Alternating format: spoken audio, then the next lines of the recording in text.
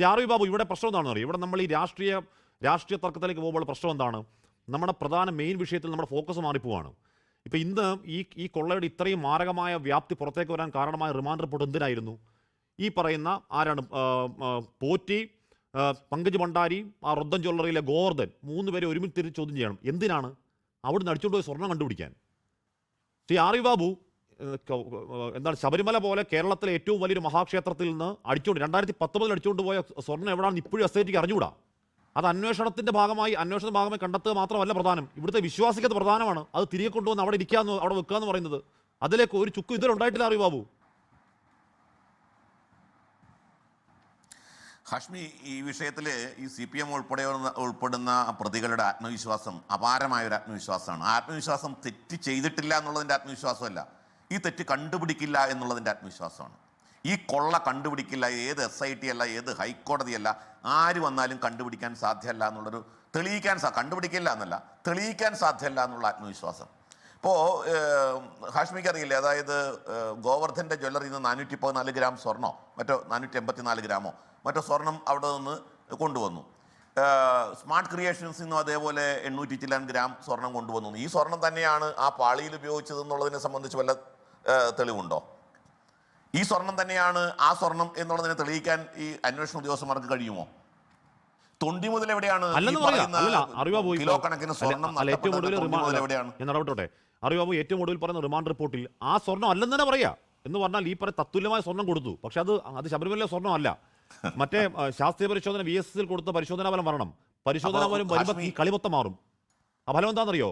വരാൻ പോകുന്ന പോലെ എഴുതി വെച്ചോ ആർ വി ബാബു. ഈ ദ്വാരപാലകർ 2019 കൊണ്ട് വെച്ചാണ്, മറ്റേ സാധനം പോയി എന്നാ വരാൻ പോകുന്നത്. എഴുതി വെച്ചോ ആർ വി ബാബു. അല്ല, അത് സത്യമാണ്. ഞാൻ ഹാഷ്മി പറയുന്നത്, നമ്മുടെ ക്രിമിനൽ കേസുകളുടെ സ്വഭാവം അനുസരിച്ച്, പ്രത്യേകിച്ച് കളവ് കേസിൽ തൊണ്ടി മുതൽ ഇല്ലെങ്കിൽ ആ കേസിന്റെ സ്ഥിതി എന്താണ്?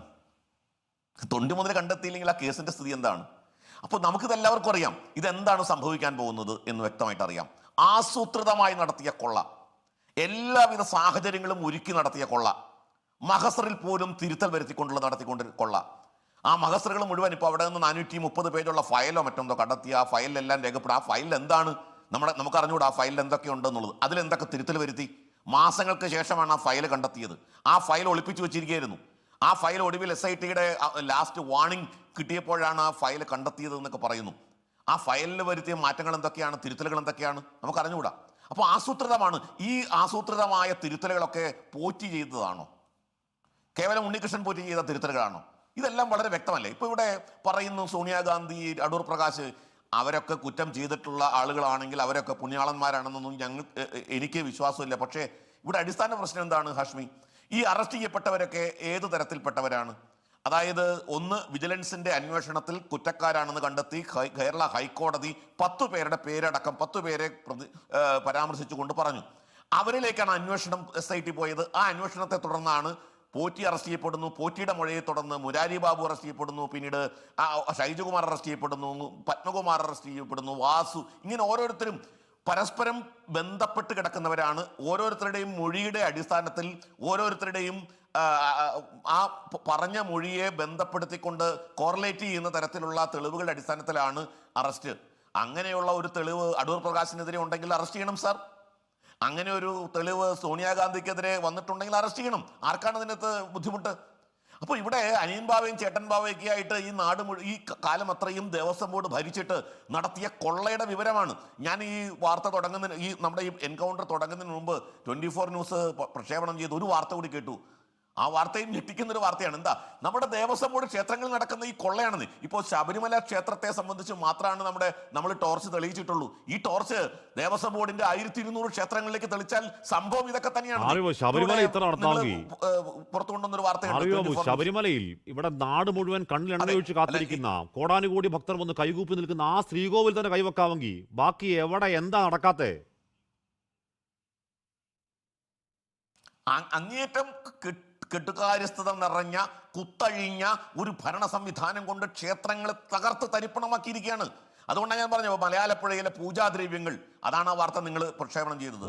മലയാലപ്പുഴയിലെ ക്ഷേത്രത്തിൽ, മലയാലപ്പുഴ എന്ന് പറഞ്ഞ ശബരിമല കഴിഞ്ഞാൽ തിരുവിതാംകൂർ ദേവസ്വം ബോർഡിന്റെ ഏറ്റവും പ്രശസ്തമായ, ഏറ്റവും കൂടുതൽ വരുമാനമുള്ള ക്ഷേത്രങ്ങളിൽ ഒന്നാണ് മലയാലപ്പുഴ ക്ഷേത്രം. ആ ക്ഷേത്രത്തിലെ പൂജാദ്രവ്യങ്ങൾ മറിച്ച് വിൽക്കുകയാണ്. ആരാണ് എടുക്കുന്നത്? അവിടുത്തെ ദേവസ്വം വഴിപാട് കൗണ്ടർ. അവിടേക്കാണ് തിരിച്ചു വരുന്നത്. അതായത് ഭക്തജനങ്ങൾ സമർപ്പിക്കുന്ന വഴിപാട് സാധനങ്ങൾ മറുവശത്ത് കൂടി ദേവസ്വം കൗണ്ടറിൽ വരുന്നു, അതേ സാധനങ്ങൾ തന്നെ വിൽക്കുന്നു, വീണ്ടും അതേ സാധനം തന്നെ തിരിച്ചു വരികയാണ്. ഈ തരത്തിൽ കൊള്ള നടക്കുന്നു. ഈ കൊള്ള ആരുടെ നേതൃത്വത്തിൽ നടക്കുന്നു? ഈ കൊള്ളയെ സംബന്ധിച്ച് വിശ്വാസികളുടെ സംബന്ധിച്ച് അവരെ ഈ ആരെയാണ് അഭയം പ്രാപിക്കേണ്ടത് ഹാഷ്മി? ഇപ്പൊ ഇവിടെ കോടതിയുടെ നടപടികളെ സംബന്ധിച്ച് തുടക്കം മുതൽ ഞങ്ങൾ ആശങ്ക പ്രകടിപ്പിച്ചിരുന്നു. ഹാഷ്മി നടത്തിയ ചർച്ചയിൽ ഞാനത് പച്ചയ്ക്ക് പറയുകയും ചെയ്തിട്ടുണ്ട്. എന്താണ്? SITയെ സംബന്ധിച്ചുള്ള അന്വേഷണം ആശങ്കയാണ്. തീർച്ചയായും കേരള ഹൈക്കോടതിയുടെ മോണിറ്ററിംഗിൽ നടക്കുന്ന അന്വേഷണം SIT നടത്തുന്നു. SIT നല്ല രീതിയിൽ നടത്തുന്ന ഒരു വിശ്വാസമാണത്.